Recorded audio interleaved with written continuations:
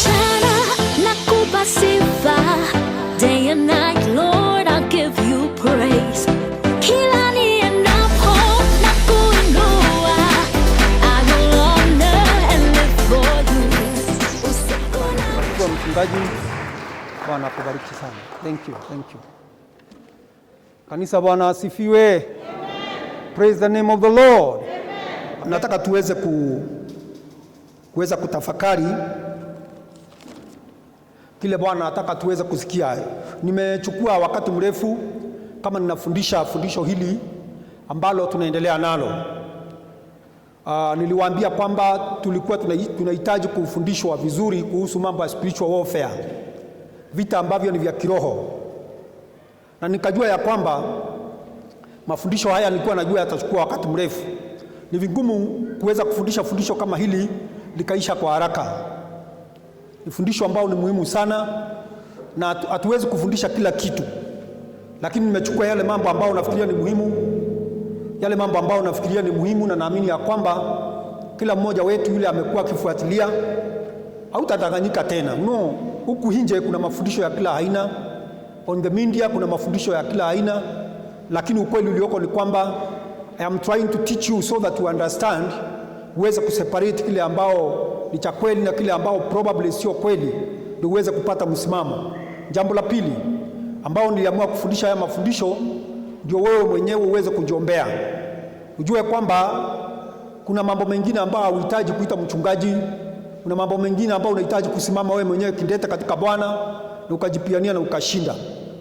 Jambo lingine ambao ni muhimu sana, uweze kujua mbinu ambao shetani anatumia kwa maisha yako. Uweze kujua kwamba adui anakuja namna hii na mimi nitahitaji nisimame namna hii. Kuna mengi ambao tumejifundisha. Wiki iliyopita niliweza kufundisha kuhusu avenues of demonic entrance katika maisha ya watu wa Mungu. Je, mapepo na mashetani yanaingiaje katika maisha ya watu? Na nikaweza kuguzia hiyo. Siku ya leo nataka kuingia katika fundisho ambalo ni lingine. Hii ni lesson yetu nafikiri ya 8 ya 7. Lesson ambao ni muhimu sana. How demons operate. Zinafanya kazi katika maisha yetu namna gani? Wakati mwingine unapata kwamba kuna mambo ambao tunayoyapitia katika maisha na probably ujui inakuja namna gani. So I believe Roho wa Mungu atatusaidia tuweze kuangalia maandiko haya, na tunapoyaangalia Mungu atatusaidia pia kuyaelewa, na zaidi ya hiyo kuwa watu ambao ni wa kusimama katika misingi ambao Bwana ametupatia tunapokuwa katika hivi vita. Kwa hivyo nitaomba. Baba, katika jina la Yesu Kristo, na kuomba katika jina lako Bwana, uweze Bwana kunipatia neema, ukanipatie usemi, ukanipatie nguvu na uwezo Bwana wa kupeana neno lako. Mfalme, naponena hili neno, wacha mfalme litoke na nguvu na uwezo, na zaidi Bwana ukanipatie roho wa ufunuo, niweze kuelewa yale ungetaka tusikie siku ya leo. Tusiwe watu wa kusikia tu Bwana, bali tukaweza kuwa ambao ni watu wa kutenda. Na kabidhi Bwana ujumbe huu mikononi mwako, kwamba napoenda kunena, Roho wako Mtakatifu ataufafanua zaidi, na unapotubariki Jehova Mungu, na tunapotenda mapenzi yako, utukufu wote ni kwako. Katika jina la Yesu naomba nikiamini. Amen. Kwanza ningetaka niweze kuanza siku ya leo, kabla sijaingia vile ambavyo mapepo na mashetani hujaribu kusumbua watu wa Mungu. Na mpendwa, ninapofundisha hili fundisho, ningependa kwamba wewe mwenyewe ujiangalie, uangalie maisha yako, uangalie hali yako, na uweze kuona kuenda ikawa kuna mahali. Na niliwaambia kwamba tunapoenda kumalizia haya mafundisho, I am going to teach us njia ya kuweza kusimama na njia ya kuweza kupigana hivi vita. Tumejua mbinu nyingi za shetani. Sasa tunahitaji tujue pia tunaweza kumpinga namna gani katika maisha yetu. Lakini kwa wakati huu ningependa kwamba nikupatie some of the characteristics of demons. Je, wao huwa wanaoperate namna gani na wanakuaje? Kitu ya kwanza ni vizuri kuelewa ya kwamba demons are fallen angels. Mapepo tunapowataja, unaposema pepo, niliangalia jamaa mwingine unajua watu wako na njia zao. Wanasema kwamba pepo alimuona kama chura, mwingine aliona pepo si, unapata wanapeana picha tofauti ya vile anaonekana. Lakini ukweli ulioko ni kwamba we don't know, we may not know exactly malaika huwa anakaa namna gani. Katika hali ya vile ambavyo tunaambiwa na watu, nasikia alionekana kama mtu na akaonekana amevaa nguo nyeupe, akaonekana hivi na hivi, but hatuna picha kamili ya vile yeye huwa. Lakini ukweli ulioko ni kwamba mapepo pia hawa walikuwa ni malaika wa Mungu, ni shetani aliyetoka mbinguni na akafukuzwa na mapepo au devils ambao walimfuata na akakuja na wao huku duniani. So wao ni majeshi wake ambao wanawatumia.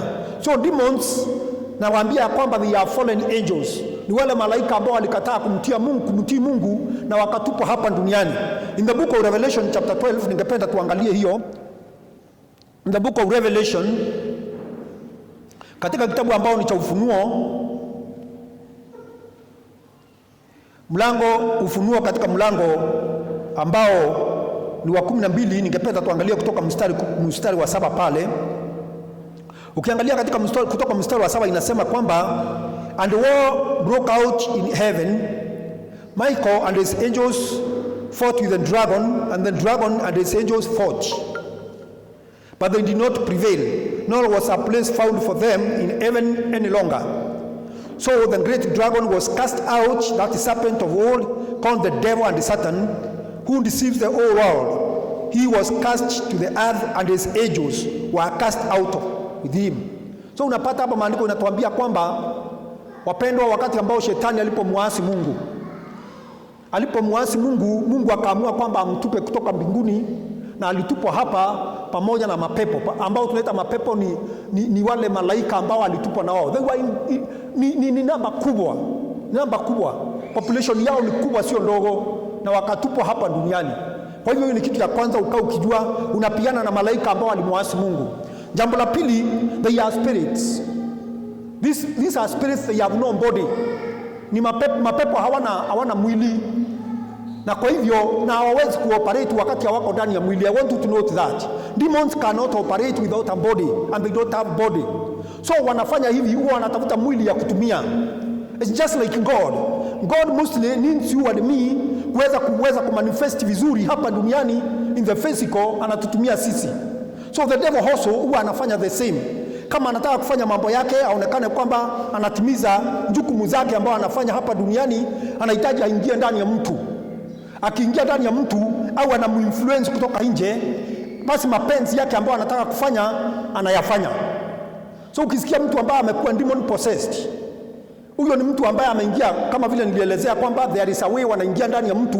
Ukisikia mtu ameingiwa na mapepo, basi shetani anamtumia huyu mtu kuweza kumanifest au kufanya mambo yake. Yule ambaye ni Mkristo kama wewe na mimi, ambao tunakuwa under the control of the Spirit of God, anajaribu sasa kutuattack kutoka nje, anatuinfluence, tunafanya mapenzi yake. So demons, they need a body to manifest and to do what they want to do. Number 3, demons are subject to the authority of God. Ni vizuri kuelewa hivyo kwamba mapepo yanakuanga yako chini ya mamlaka ya Mungu. Tuelewe wapendwa kwamba kwa sababu tunasema kwamba the devil is there, tunasema kwamba watu wengine wanafikiria kwamba ako na nguvu sana, ako na uwezo zaidi ya Mungu. Tukae tukijua ya kwamba shetani ako chini ya mamlaka ya Mungu. Hata unakumbuka kwamba wakati ambao alikuwa anaenda kuapia mbele za Mungu, wakati ambao ni wakati wa Ayubu, anatokea pia kwamba anaulizwa kwamba na wewe umetoka wapi? Anasema kwamba nimekuwa nikitembea duniani hapa na pale, So unapata hawa ni watu ambao na Mungu anamwamrisha vile anafaa kufanya, anampatia control. Demons, they operate under the authority. Wanakuwa na authority yao wenyewe katika hali ya ufalme wao, lakini Mungu akisema yote inaenda vile anataka. Kwa hivyo God is in control. Usifikiriange kwamba ati mapepo wako na nguvu kushinda Mungu. They are under the authority of God, na hiyo transfer ya power imekuja kwetu kupitia Kristo. We are going to be sharing that later. Number 4, demons are only at one place at a time. Haiwezi kuwa kwamba mapepo iko hapa na iko Murang'a. Wakati ambao pepo iko hapa, unajua it's only God who is omnipresent. Demons haziwezi kuwa hapa, demon ile iwe iko hapa na wakati huo iko mahali kama pale kwangu. Pepo ikiwa mahali iko hapa ni kama vile mwanadamu. It cannot be different places at the same time. So tukae tukijua kwamba ana qualities kama zile za Mungu, hali yake ni tofauti. Jambo lingine ni kwamba their knowledge is limited. Knowledge ya mapepo iko limited. Hana ajui kila kitu. It's not all knowing like God. Sio kwamba ukae hapa unafikiria kwamba sasa shetani amejua mambo yangu yote. Hajui kila kitu. Mambo mengi anachukua kulingana vile wewe mwenyewe unavyosema ama vile wewe mwenyewe unavyofanya. Ndivyo anaanza kuchukua hayo mambo. He does not know everything. So usiogope shetani ukafikiria kwamba kwa kama Mungu hata anajua mambo mengine ambao wewe mwenyewe unayotenda. He does not know everything. The other thing that's important to know is that their judgment has already been passed. Wao kesi yao ilikatwa. Shetani angojei kukatiwa kesi kama mimi na wewe. We are waiting to appear before the judgment throne of God. And sisi ambao tumeokoka hasa hata hatusimami pale kuhukumiwa, hapana. But mapepo kesi yao ilikatwa kama vile maandiko inasema in the book of Matthew 25:41. Matthew 25:41, Mungu alisema kwamba anasema kwamba jehanamu ilitengenezwa kwa sababu ya shetani na malaika wake. So tukae tukijua hivyo ya kwamba shetani kesi yake ilikatwa. So hata kama anapiana na sisi, si kwamba ana mahali anasimama. His case is already over, na yeye ni mtu ambaye ni kitu ambayo imesaamuliwa tatupa motoni wa milele. Na usiku ya leo nataka kuongea kuhusu, nimesema kwamba naongea vile demons huwa zina operate katika maisha ya watu wa Mungu. Now nikaongea last time, I want you to note now as I move to this point, very important. Nikasema kwamba there is what we call demon possession and demon oppression. Now haya ni maneno ambayo tunatumia Kiingereza. Kupossess ni kwamba, nikawaelezea ni kwamba shetani, when we say somebody is demon possessed, ni kwamba pepo au mapepo wamepata nafasi ya kaingia ndani ya mtu. They are not influencing from the outside. Wameingia ndani ya mtu, na hata wakati mwingine when we are casting those demons katika maisha huyu mtu utasikia wakati mwingine yakinena.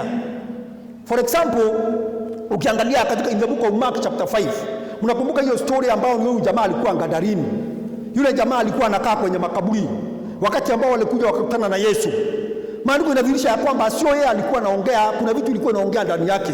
Sababu wakati aliulizwa majina lake alisema kwamba sisi ni wengi, kusema kwamba we are legion. So sio yeye alikuwa anaongea, sio huyu mtu alikuwa anaongea, ni wale mapepo ambao walikuwa wanakaa ndani yake ndio walikuwa wakiongea. So unapata kwamba wakati mwingi tunapoongea kuhusu mambo ya demon possession ni kwamba wameingia ndani ya mtu, wamemfanya makao makuu na wanamtumia kutoka ndani. Hiyo ni point nafikiri nimeongea nikigusia area kama hizo hapo mbeleni. For example, wakati nilikuwa nikiongea kuhusu mambo ya Satanist, watu ambao wanaabudu shetani, nikawaambia kwamba there are rituals ambao wanapitishwa, na in the process wanakaribisha mapepo ndani ya maisha yao. So wanakuwa controlled from within. Hata akiwa anakaa pale utapata kwamba anakaa kama mwanadamu, ni mtu kama sisi, anakula na sisi, tunafanya vitu pamoja, lakini kuna mambo fulani yeye hufanya ambayo anafanya under the control ya yule ambaye yuko ndani. So tunataka tuelewe ya kwamba kuna wale wanakuwa possessed.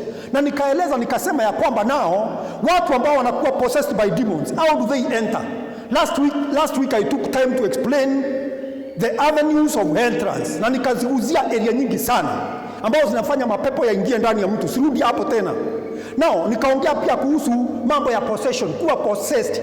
Na kuna kuwa possessed, nikasema pia kuna oppression. Now nikasema kwamba oppression, but in the New Testament I want you to note this. Katika New Testament hakuna mahali ambapo utapata kwamba haya jina hili ambao ya kuwa possessed by the devil, katika Kigiriki utapata kwamba the same name ndio inatumika.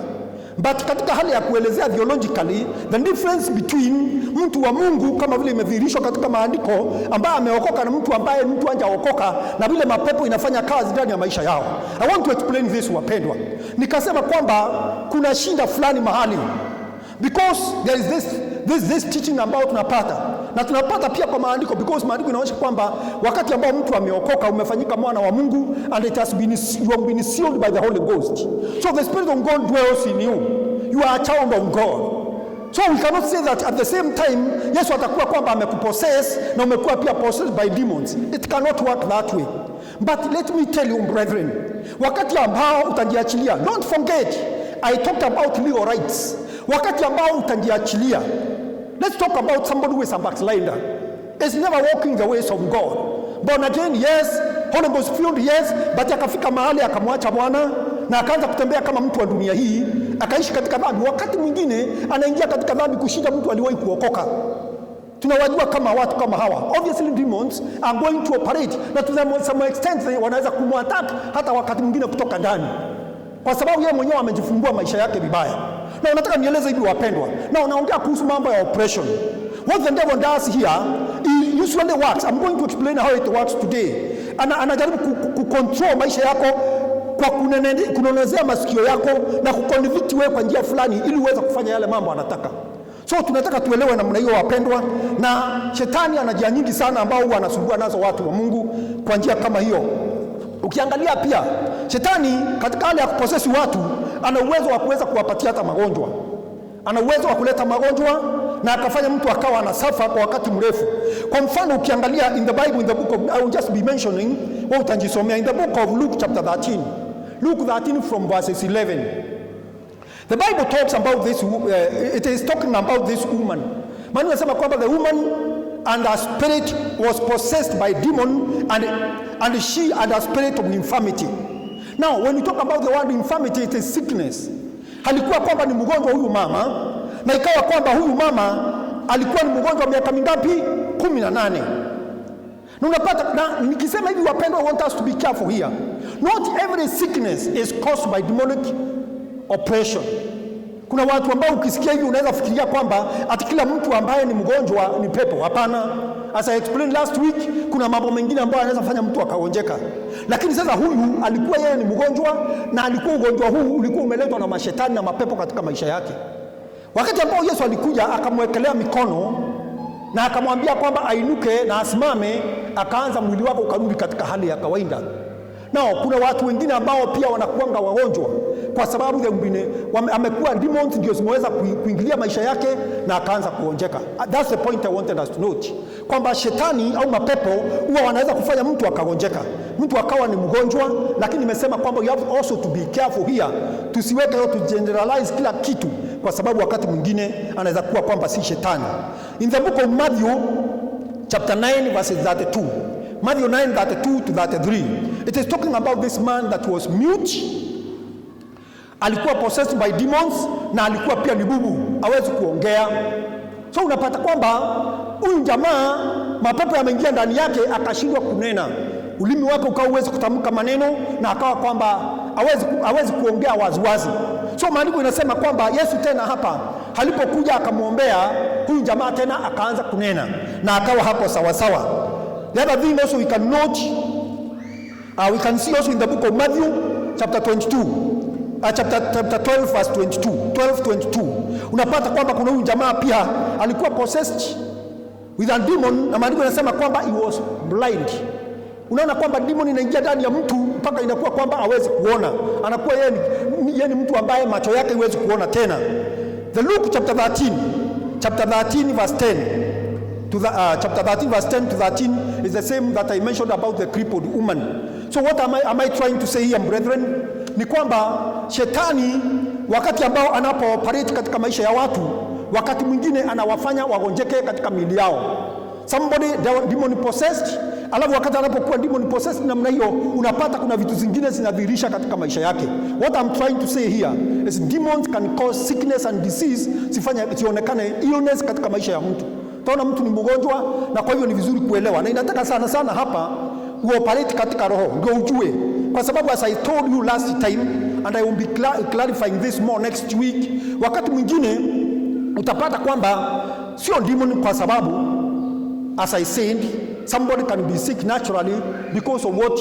Unajua dunia, wakati Mungu alilaani dunia wakati wa mwanzo, ukapata kwamba tukaambiwa kwamba hata vitu tutakula kwa jasho letu. Unapata kwamba dunia hii iko na vitu mingi ambayo haipendezi kwetu.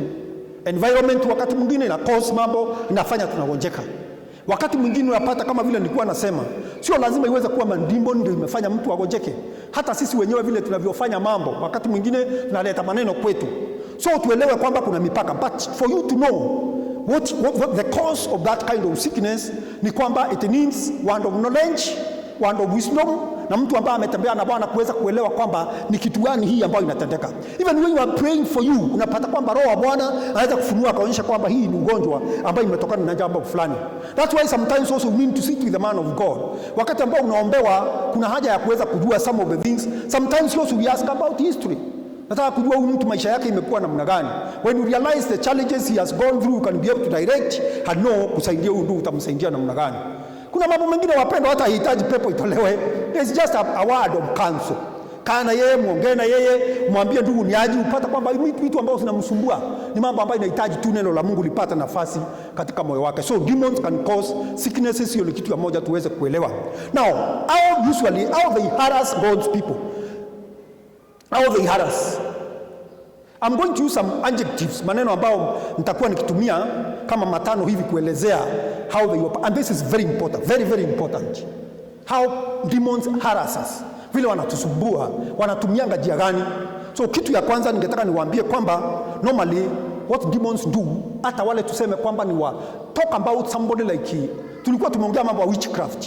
Kama ni mganga au mrogi ambaye anataka kucontrol maisha yako kwa njia fulani, atahakikisha ya kwamba atafanya kitendo ambao is going to bring some of these ones I'm going to use here. Now, number one, how demons operate is control. Control. Now, in this I mean it is power to influence and direct people's behavior. Power to influence and direct people's behavior. Now, what is going to happen here? Whatever is going to happen in people, na ile inafanyikia maisha ya watu, demons want to control you. Circumstances zitakuja. Haijalishi italetwa mapepo wenyewe wakuletee, haijalishi ita-originate na mrogi, haijalishi ita-originate na satanist, haijalishi ita-originate wakati mwingine kwa mind yako. What the demons want and what Satan wants is to take control of you. Na unamjua mpendwa, wakati ambao mtu ametake control of a person, tuseme you are being controlled by another individual, inakuwa kwamba sio wewe unasema, yeye ndio anasema. Yale mambo ambayo anasema ndio unafanya. It's a very dangerous situation, brethren. Wakati ambao unasikia kwamba mapepo yamechukua control ya mtu, either from within or they are just influencing from outside, not through possession but through oppression. Utapata kwamba demons are going to mess up with your life when somebody has taken control of you, kwamba kufikiria kwako, na hivyo ndio waganga wanafanyanga wapendwa warogi. They try to take control of your mind. You cannot think properly. Kama unataka kwenda mbele unachipata kwamba you can't move. Kwa nini? Kwa sababu they have taken control of your capacity to think, control of your capacity to do things. So unapata kwamba wanakuwa ni kwamba wanakuzuia kufanya the right things. When you want to do right, unajipata kwamba you can't be able to do it.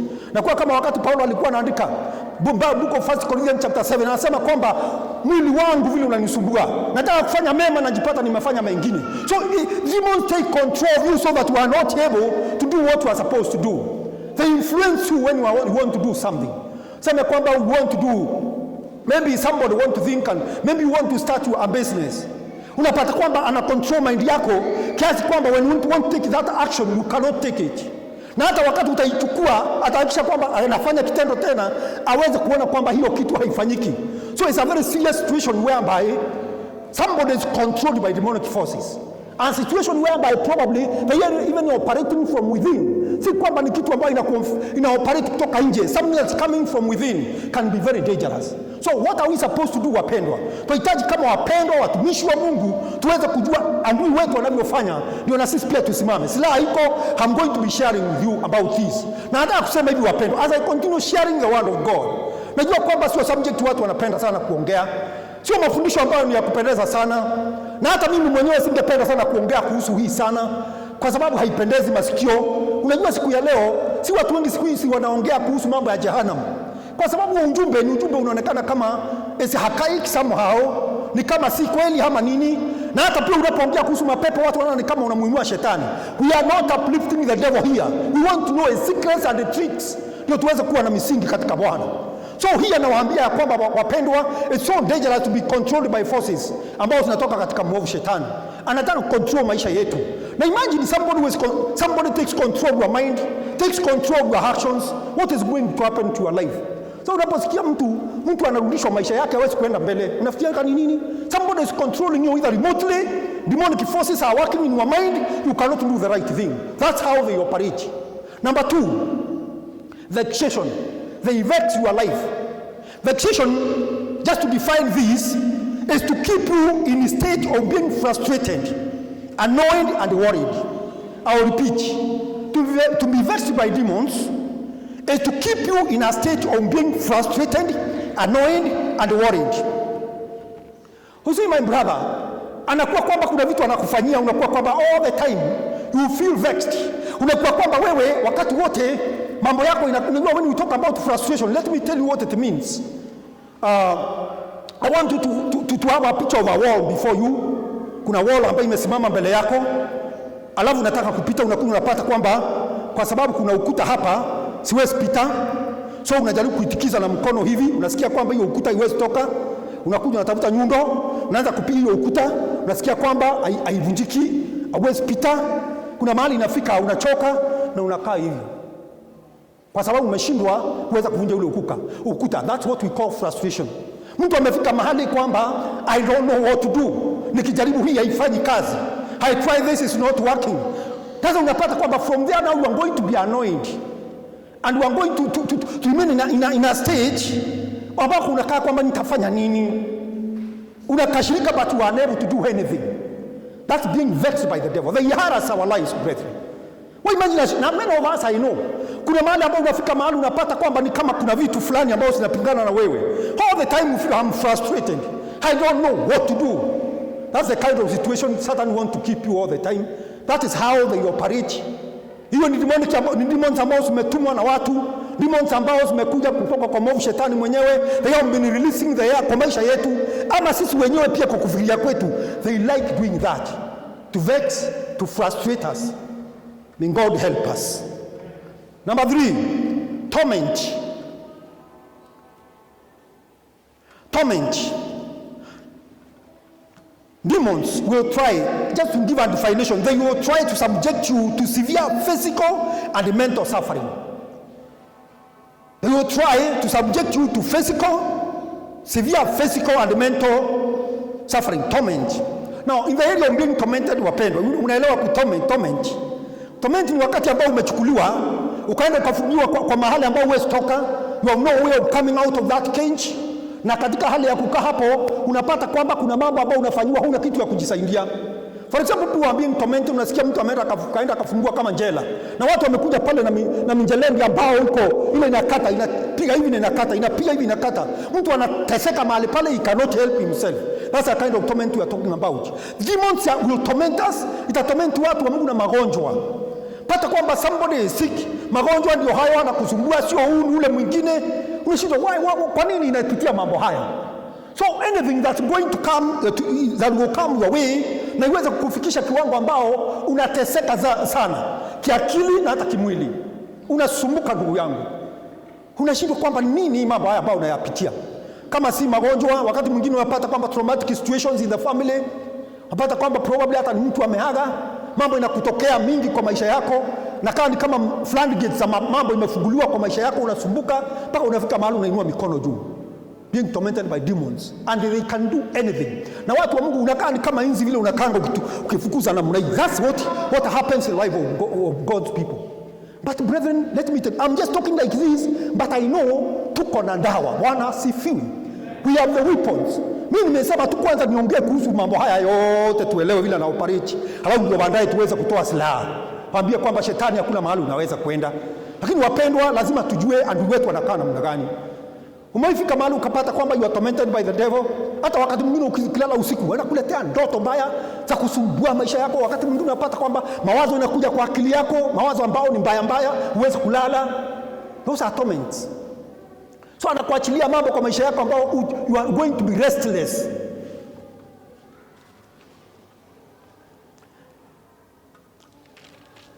Number 4, domination. Wakisha kwamba you are dominated, he dominates you. I want to give you a definition there. Will tend to be under the power, under the grip of the devil. You are going to appear like you are under the power and his grip. Na unakuwa kwamba hapa sasa amekondominate maisha yako. Ni unakuwa na mambo ambao yanakuja kwako, unaona kama ni mambo, unatumia jina impossibility. I don't like using that word, impossible. Unaona umefika mahali unasema kwamba hii sasa I don't know what to do, mimi nimeshindwa. Anakuletea mambo mazito mpaka unapata kwamba wakati mwingine unainua mikono unasema kwamba baba, hii mimi siwezi. Na kama haujui siri ya kutafuta uso wa Bwana utaisha. Na hiyo ndio mambo ambayo anaachilia. Na nataka uelewe hivi, even those witches and wizards, these are the things they throw to people. Unaposikia mtu amekuwa they have cast spells on people, those are the things they want you to be confused. You have heard of people ambao wamechukuliwa, mtu anaenda anapewa miti fulani anakula, unapata amekaa ni kama mjinga. They are finding ways on how to control your mind. Now in this situation ni kwamba you are tormented, na not only tormented, you are being dominated by forces of darkness. Unakuwa kwamba now it's like you are in their grip. Wao ndio wamekushika, ndio wana uwezo juu yako. There is nothing you can be able to do. That's what they like doing on God's people. Ni adui ambaye tumemjua, lakini uzuri ni kwamba tumejua siri zake. Kanisa, Bwana asifiwe. Tumejua siri zake. It's going to make sure that it dominates your life. Kwamba sasa maisha yako umekuwa kwamba pale ni umaskini na tabu. Unajaribu hii, nothing is working. Unajaribu hii, nothing is working. Sasa unakuwa kwamba wewe umekuwa dominated, hauna uwezo wowote wa kujitoa hapo. Lakini haleluya, kwa sababu kunazo nguvu. Haleluya, Bwana asifiwe. Hautaishi hapo wakati wote katika jina la Yesu Kristo. Tumejua siri zake na tunajua njia ya kutoka hapo. So the devil finds ways on how to bring us to that level. Lastly, oppression. In this case, you are subjected to cruel and unjust treatment. Subjected to cruel and unjust treatment. Najipata kwamba mahali ambao unapata kama kitu kama rejection. It falls under that. People reject you. People don't want you. They don't want to see you. Unashangaa kwa nini watu wananichukia. Na ni watu tu, kuna kitu inafanywa au mapepo wamefanya, ndio watu wakikuona hivi wanaona kama pepo. Hawakutaki. Mapepo wa friend inaweza kufanya ukitokea tu mahali hivi watu wanakuona uso yako hivi. Wote unageukua na watu. Unauliza kwa nini wananionea? Unaona mahali pa kazi unapata watu wengine wote wanakuwa promoted. Right zako zinachukuliwa watu. Ukiona tu hivi unanyang'anywa kama unaona. Hiyo sio normal. Unahitaji utafute uso wa Bwana. Unahitaji upigane. There are cases like this mahali watu wanafanya kazi. Unapata tu the devil want to oppress you. Na hii ni vitu ambayo inafanywa hata watu wanaweza fanyia wewe vitu ndio ukue rejected na mambo yako isiende mbele. Those forces. Those adjectives nimekupatia 5. Hapo ndio shetani upenda kuzunguka hapo, kusumbua watu wa Mungu. Lakini mpendwa, Bwana asifiwe. We can set ourselves free. Na tukatembea tukiwa huru katika jina la Yesu. We will be sharing about this later. So, kile kitu iko ni kwamba wapendwa tujijue. You are going to experience rejection, denial, and mistreatment of all kinds. Watu watakufanyia chochote. Na unaweza kuwa imekuwa instigated by some other forces outside, ama demons wamekuja wakapata nafasi kwa maisha yako, ama wewe mwenyewe ukaanza kwa sababu ya kufikiria negative ukajipata kwa mambo kama haya. But I want to believe that tuko na njia ya kutoka kwa mambo haya. Bwana asifiwe. Nikienda kumalizia, nilikuwa naongea kuhusu demonic operation on the level whereby wanaingia ndani ya mtu ama wana influence kutoka nje. Na nataka kuongea kuhusu curses. Wakati lahana imetamkwa, kuna level 3 za curses. Level ya kwanza is whereby a spell can be cast. Rogi unasikia casting of spells, anafanya kitu kuinterfere na maisha yako. That is one level. It's a curse ambayo imetoka na ule mwovu kupitia hawa watu.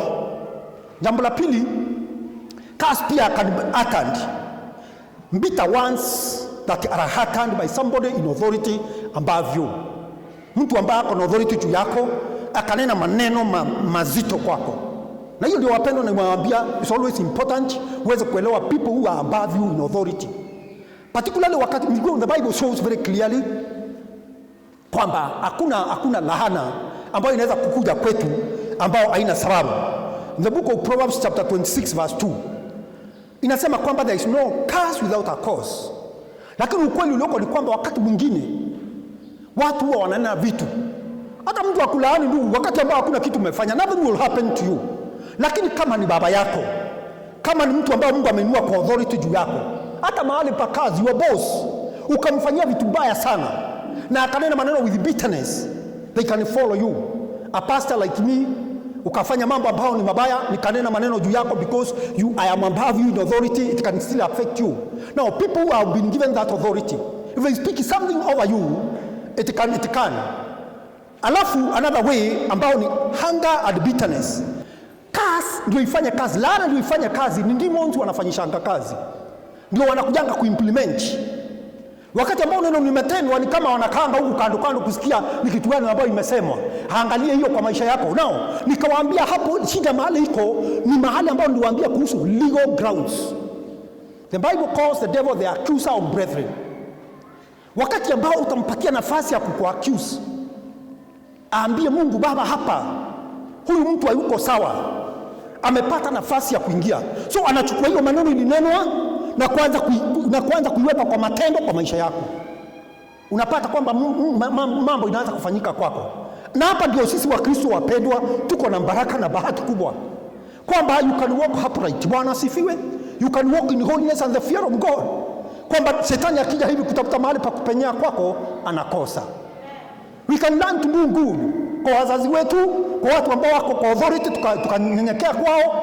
Na ikapata kwamba shetani akitafuta mahali ambao ulivunja sheria ya authority, submission to authority, anakosa. Anarudi anaona kwamba there is nothing I can do here. Anakuja kama wakati ambao mzazi alikuwa anakulaani, kama mwingine alisema, nilikuwa nasikia kesi juzi, ilikuwa mbaya sana. Sema kwamba hata huo msichana yangu asikanyange kwa mazishi yangu. Hata nikikufa sitaki aone mimi. No, hiyo ni kitu mbaya sana. So inatakana kwamba wewe mwenyewe ndio ufikie hiyo kiwango cha yeye kusema kwamba hata kukuona wala usimuone ni nini ilifanyika. So there is a legal ground somewhere. Shetani anatafuta hiyo. Wakati amesema maneno anayafuata, anatimiza kwa maisha yako. Because the Bible says that God does not tempt anybody, na Mungu afanyangi mtu kitu baya. Bwana asifiwe. Shetani anachukua mambo haya anaanza kuyalubika kwetu na tunakuwa watu ambao ni wa kusumbuka. So naomba wapendwa, by the grace of God, tuweze kuwa kwamba sisi ni watu wa kunyenyekea mbele za Mungu. Usipatie shetani nafasi kwa maisha yako. The Bible says in the book of Ephesians 4, Ephesians chapter 4 verse 27, don't give the devil a chance. Usimpatie nafasi. Usimpatie mwanya wa kuaccuse wewe. Ukuwa unasimama wima katika Bwana. Ndio wakati ambao anatafuta njia ya kuumiza maisha yako, anakuja, anatafuta, anakosa. Hayo ndio mapenzi ya Mungu kwa maisha yetu. Na kitu ambacho inafanyika wapendwa ni kwamba, if you remember lesson number 1. Lesson number 1 niliwaambia, niliwafundisha kuhusu weapons of the enemy. Sile ambao anatumia kinyume zetu. Nitapitia kidogo nikiuzia kitu. Shetani kitu anafanya wapendwa, ukiangalia kwa hayo mambo yote nimetaja hapa, I want you to notice this now, see how where the connection is with the adjectives ambao nimekupatia 5. Utapata kwamba what the devil does, anachukuanga hiyo alafu sasa anaileta kwa mind. The main battlefield is the mind. Hallelujah. Vita ile kubwa inakuanga wapi? Hapa. And anybody want to control you or to interfere with your life in any way, atadili na hapa. Hata ukisikia nimerogwa, wanadili na hapa. Hata usikie nini imefanyika, shetani amedili na hapa. So wanajaribu control mind yako, ndio yale ambayo unataka kufanya yasifanyike. Now what normally happens, niliwaambia first of all, the first weapon ambayo anatumianga, the blinding of the mind. Anafanyanga kwamba mind yako ikae ni kama wewe ni mjinga, so that you don't understand and know what is happening to me. Ukae tu hivi, uendelee kukanyangwa, uendelee kuwa controlled, uendelee kuwa dominated, uendelee kuwa tormented, but ujui ni nani, handui ni nani, na ujui ufanya nini. So shetani anatumianga njia kama hiyo. So ni vizuri tukae ngangari wapendwa. Jambo la pili niliwafundisha nikawaambia, he brings doubts. Anapatianga mahali unahitaji kuoperate katika imani, kwamba my God can do it, ama wewe mwenyewe I can do it, and later ale ya shaka, hai mimi siwezi. Anakuvunja moyo hapo. Instead of taking a step, unakuwa kwamba ukae pale umendua ndio akumalize. Hiyo ni jingine ambayo shetani hutumia. Then having a discouragement. Wakati unataka kuchukua hatua ya imani na uweze kuchukua hatua, uweze kujikomboa, kwa hiyo anakudiscourage. Anawahi kuja na kuwekea mbali mbele yako. Unasikia kwamba no, I cannot do it. In the process, anapata nafasi ya kuangaisha watu wa Mungu. Number 4, confusion, disruption and distraction. Anahakisha kwamba anakuja na disrupt ile unataka kufanya, anaingilia yale unayoyafanya, anakuja na ya kanisa, inakuwa kwamba you are not doing anything of vital importance in your life. Unajipata kwamba shetani ameinterfere na maisha yako. Wapendwa, wewe niambie kwamba kwa hizo areas ambao anataka kuconfuse, anataka kuja kudominate maisha yako, anataka kuoppress wewe, unataka kuchukua hatua, anahakisha kwamba in the mind ameconfuse wewe, you are unable to do anything about the situation. The other thing is fear. Ana create woga ndani yako. Na hiyo fear kwanza ndio shetani anapenda kutumia sana kwa watu wa Mungu. Ana create woga. So unapata kwamba wewe uko pale, uko subjected to so many forces kwamba you can't do anything. Watu wa Mungu wanaendelea kusumbuka kwa sababu ya mwovu shetani, but kwa sababu ya uoga wanashindwa wafanye nini. And lastly, I told you about delay. Delay like delay. Unaomba unapata kwamba anazuia maombi yako yasifike. Vile Mungu alikuwa anataka kuingilia katikati, anajaribu kuzuia, kama vile alizuia maombi ambayo ni ya Danieli. Unapata kwamba unaishi pale ndugu, ukizunguka nifanye nini, unateseka, anakuharasi mpaka unashindwa sijui nifanye nini. But I thank God we have an answer. Bwana asifiwe. Hallelujah. As I conclude this, Philippians chapter 4 verse 6 to 7. Chapter 4 verse 6 to 7 inatuambia kwamba we should not be careful for anything. Nataka tu conclude kidogo. Kile kitu ambayo inatusumbua hapa wapendwa, wakati nimewambia kwamba the battle is in the mind, anafanyanga kwamba unasumbuka akili, you are worried, kama as we saw about vexation, you are worried, you are always caring, you are always concerned, you are always confused, you are always frustrated, wondering what to do. God is telling you don't be worried. Anakuambia kwamba don't be careful for anything, lakini kwa kila kitu mjulishe Bwana. Bwana asifiwe. I think kama unapata ujumbe huu wapendwa, hauwezi kuingizwa kwa shetani, hawezi kuingiza kwa wewe kwa kenji tena. Unaona kwamba nimekwambia mambo yote inachezewa pale kwa akili, na Mungu anakuambia kwamba don't be careful of anything. Kwa hizo vitu zinakufanyikia, mwambie Baba, lakini tutakuja kwa hiyo baadaye. We are going to see how it is supposed to be.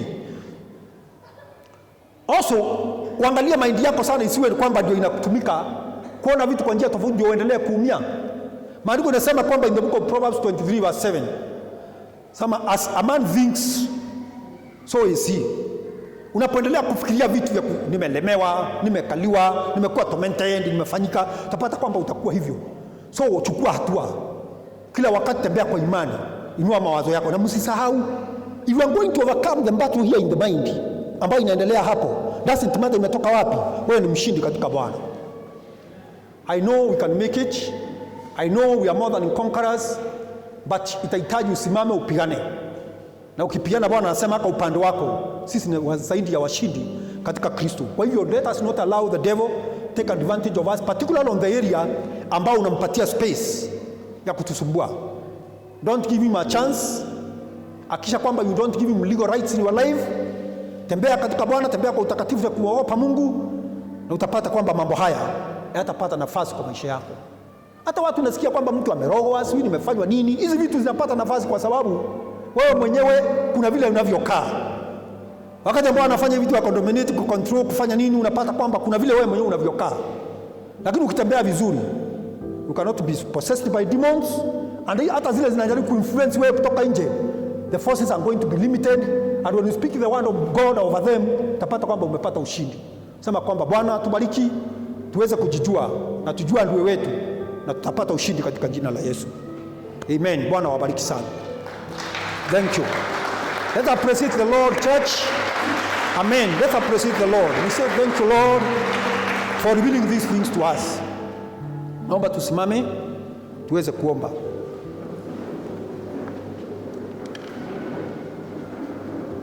Let's bow down before the Lord. Baba, katika jina la Yesu ninakushukuru Bwana kwa sababu ya neno lako. Tumetembea nawe Bwana ukitufundisha. Tulisema Jehova Mungu, tunataka utufundishe kuhusu mambo ya vita vya kiroho ambavyo Bwana wa Kristo wanapigana, na hakika mpaka mahali tumefika umekuwa nasi. Nashukuru Bwana kwa sababu unanena nasi mfalme kupitia neno lako kuhusu hali ambao Bwana watu wako wanapitia, na tunashukuru kwamba mfalme umeweza kutuwezesha kupata mambo haya wazi. Roho wako amekuwa mwalimu, umeendelea kutufunulia Bwana siri na hila za mwovu shetani. Na kuomba mfalme wa milele, neno ambalo Bwana umetufundisha litaweza kupata Bwana mizizi katika maisha yetu, litaweza kukua na kumea na kuzaa matunda Bwana, wakati ambao kila mmoja wetu atasimama mwenyewe na Bwana kusimama kwa miguu yake na kujipigania. Baba, utukufu ukurudie. Wakati mwingine tumekuwa tukipigana vita katika giza, hatujui tupigana na adui wa aina gani, lakini Bwana kupitia mafundisho haya umetusaidia kuelewa adui tunapigana naye na vile Bwana huwa anakuja katika maisha yetu. Tunakushukuru ni kwa sababu katika haya yote kuna silaha Bwana umetupatia. Naamini kwamba tutakuwa zaidi ya washindi tunapoendelea Bwana kujua siri na kusimama katika misingi ya neno lako. Nashukuru mfalme wa milele kwa sababu ya kila mmoja ambao amepata haya mafundisho. Naomba kwamba Bwana ukafafanue zaidi katika mioyo yetu, uendelee kutusaidia Bwana kuelewa tunahitaji kufanya nini. Bwana, ninaomba kwamba tusiye tena tukakaa kama watu ambao ni wapumbavu kiroho, bali Roho wako Mtakatifu Bwana endelee kufafanua haya kwa ndani zaidi, na tuweze kusimama Bwana kujipigania na kupigania wengine. Nashukuru Bwana, tunapoendelea utaendelea kutufundisha. Nakabidhi kila mmoja wetu mikononi mwako. Hata kama kuna yeyote Bwana anapitia challenges kama hizo katika maisha yake, Baba, naomba katika jina la Yesu Kristo unasimama katika maisha yake na kuinua bendera yako Bwana na kusimamisha hizo hali zote katika jina la Yesu Kristo. Nainua watoto wako mbele zako Bwana. Najua shetani amechukua hatua ya kuweza Bwana kupingana nasi unapotaka kuchukua hatua ya kuenda mbele, lakini Bwana nashukuru ni kwa sababu unapotushika mkono, unapokuwa pamoja nasi Jehova Mungu, hakuna nguvu za giza kutoka kuzimu ziko na nguvu juu yetu. Nashukuru kwa kila mmoja Jehova Mungu kwamba utaendelea kuwa washindi katika jina la Yesu.